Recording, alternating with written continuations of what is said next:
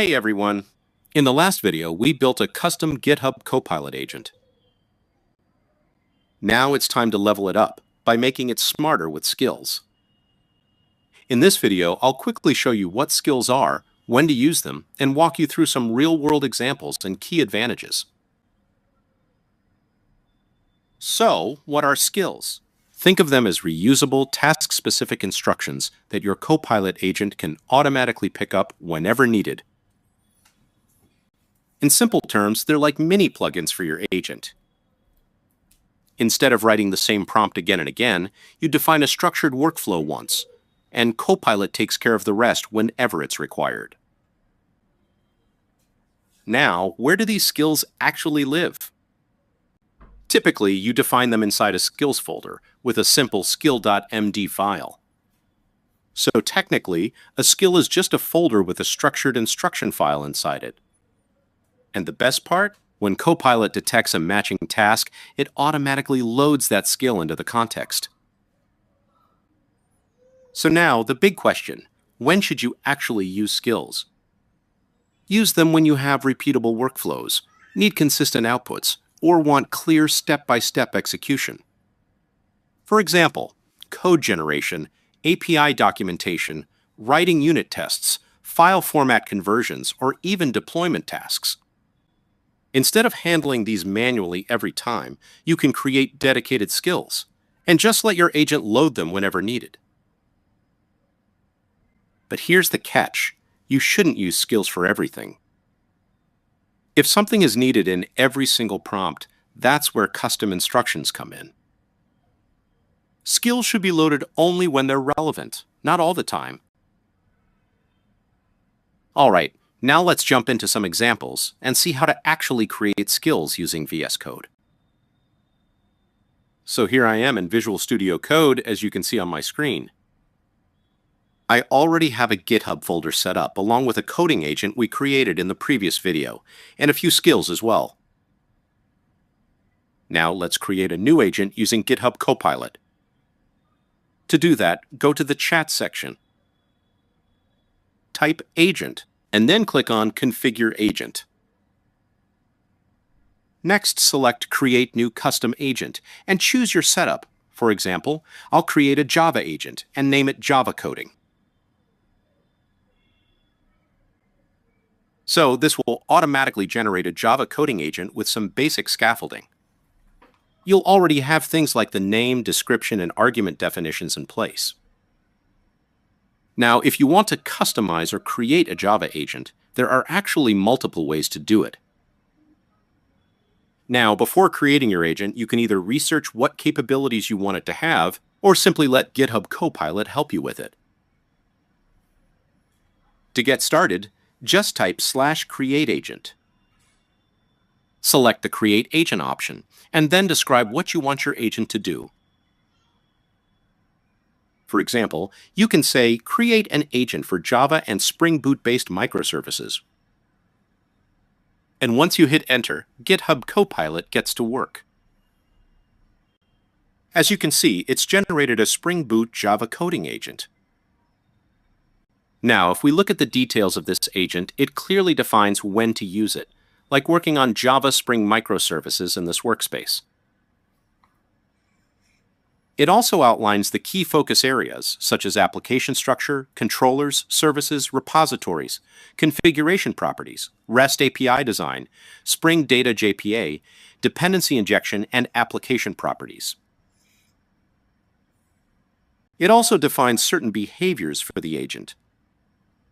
For example, it prefers concise and practical Java Spring Boot examples tailored to your repository. It can inspect your existing project files and adapt its recommendations accordingly. So, if you're working in the middle of a project, it will align with your current structure, and even suggest test cases or configuration updates when needed. It also avoids generic, non-Java responses, keeping everything focused on Spring Boot microservice development. All right, now let's create our first skill. Simply type skills, and you'll see the option to create one. Let's go ahead and build a reusable API creation skill. Specifically, a REST API skill that we can use again and again across projects. As you can see, it has created a new folder called REST API Creation. Inside that, there's a skills.md file. This file defines the structure and best practices, like using Spring Boot annotations such as REST controller, request mapping, get mapping, post mapping, and put mapping. So essentially, it includes everything you would normally need to write in a prompt. But now that we have this skill, your agent can automatically detect and use it whenever you ask it to create a REST API. And if needed, you can also explicitly mention the skill in your prompt. For example, by saying, "Use this skill for this class." Now you can customize this as needed. You can add or remove anything based on your API requirements. You can also include examples or best practices, whatever fits your use case. So here's what's happening. Your Spring Boot Java agent provides general, high-level instructions, while skills handle more specific tasks, like creating APIs. Similarly, I've also created a few security-focused skills, for example, to check vulnerabilities like input validation issues, cross-site scripting, authentication, and authorization. I've also created a skill for writing test cases, so you can build different kinds of skills based on your needs. And now, when Copilot generates code, it's much closer to production-level quality. All right, let's see this in action with a real example. For this demo, I'm going to create a new Spring Boot-based microservice using start.spring.io. I'll select Java as the programming language and Maven as the build tool. Next, I'll choose Spring Boot version 4, 0.6. Then you'll need to provide a group name, a project name, and select the packaging type, typically a jar file. Finally, add the required dependencies, like Spring Web, to get started. You can also add dependencies like Lombok or JPA based on your needs. Once you click on Generate, it will give you a ready-to-use Spring Boot project. After that, simply import the project into your workspace and initialize your microservice to get started. All right, as you can see, I've already created a sample project. It contains the basic scaffolding provided by Spring Boot. Now, let's go ahead and build a sample API. For this demo, I already have Docker running with a PostgreSQL database. I'm going to create an API to fetch transactions stored in the transactions table inside the Smart Data database. Now, to create the API, I'll use a prompt like this.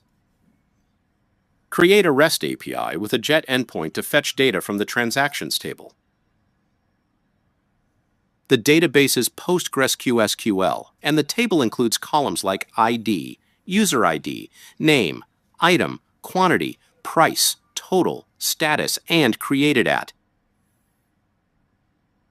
I'll also explicitly mention using the REST API creation skill. While it's not mandatory, it's a good practice. Finally, I'll select the Spring Boot Java agent and send this prompt to Copilot. Now, as you can see, it has generated the code and implemented the API. Of course, the next step is to review everything carefully. You'll notice it has created multiple files. For example, there's a transaction controller with a request mapping like /API/transactions. It has also created a response object, an entity class, a repository for data access, and a service layer to handle the business logic. So now, the next step is to review the code. and from the first look, it seems to be well structured. All that's left is to test it out. Let's run the application and see if the API works as expected, or if we need to make a few adjustments. Now, let's build the project using the mvn clean install command. All right, the build is complete. Now let's go ahead and run the application. All right, the application is now up and running. Next, let's ask Copilot to generate a curl command for testing the API. Got it. Now let's try it out. Since this is a GET API, you can also test it directly in the browser by pasting the URL.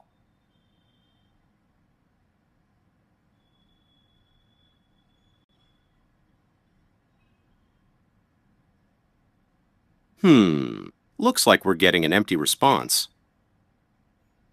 Let me quickly check the database connection.